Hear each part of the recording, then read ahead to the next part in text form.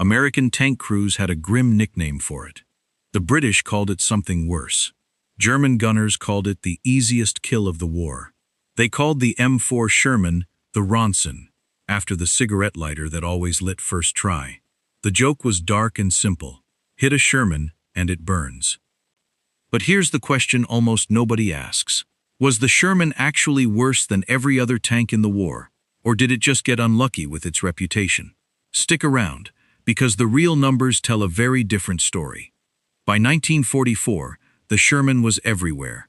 Britain got over 17,000 of them through Lend-Lease. It armed most of the U.S. Army, half the British armored divisions, and armies from Poland to Australia. And when it met German armor head-on, it usually came off worse. A Sherman's standard 75mm gun struggled to punch through a Panther's front armor at any real distance. Meanwhile, German 75mm and 88mm guns could kill a Sherman from over a mile away. Crews watched it happen. Hit, and the fuel and ammunition inside could turn the tank into a fireball in seconds. Survivors talked about it. War correspondents wrote about it. And the nickname stuck. Not just Ronson, but Tommy Cooker, a name the Germans gave it for the same reason. By the time the war ended, the reputation was baked in. Brave men in an inferior machine. Here's where it gets interesting. Post-war studies, including ones done by the U.S. Army's own ballistic research laboratory, looked at exactly how often Shermans burned when hit, compared to other tanks. Early Shermans, the ones fighting in North Africa and early Normandy, genuinely did burn at a higher rate than German tanks when penetrated, largely because of how the ammunition was stored, in thin sponsons on the hull sides. That part of the reputation was earned. But by late 1944, the U.S. Army had already fixed it. They introduced wet stowage. Ammunition racks surrounded by a water glycol mixture moved lower into the hull and added extra armor plates over the ammo bins. The result? Sherman fires after a hit dropped from around 60 to 80% down to roughly 10 to 15%.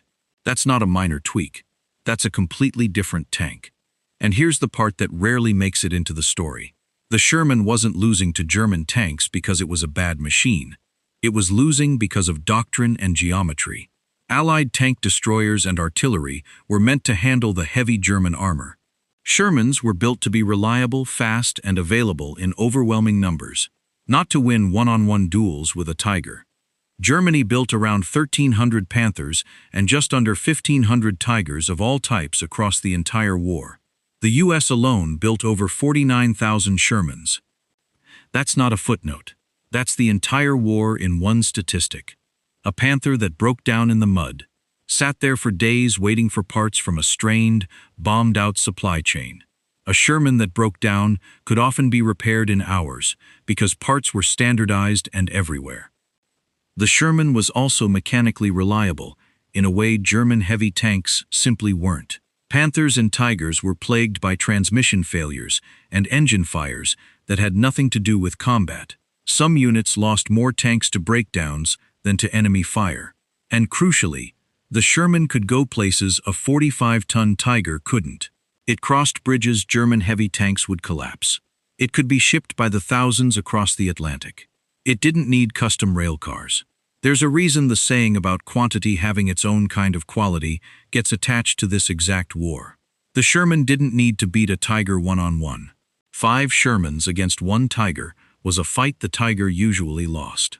None of this erases what crews actually went through. For the men inside, especially in 1943 and early 1944, Ronson wasn't dark humor, detached from reality.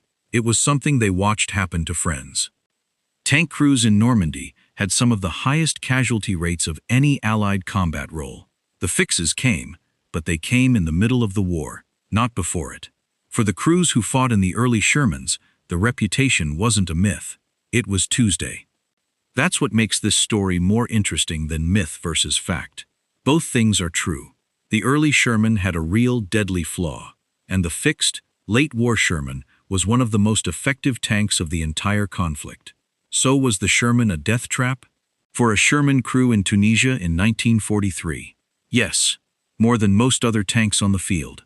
For for a Sherman crew in Germany in early 1945. Statistically, they were in one of the more survivable tanks of the war, backed by a logistics machine no other army could match. The Ronson nickname survived the war. The tank that earned it didn't stick around nearly as long. If you want more of the vehicles behind the myths, not the Hollywood version, subscribe, because that's exactly what this channel's about.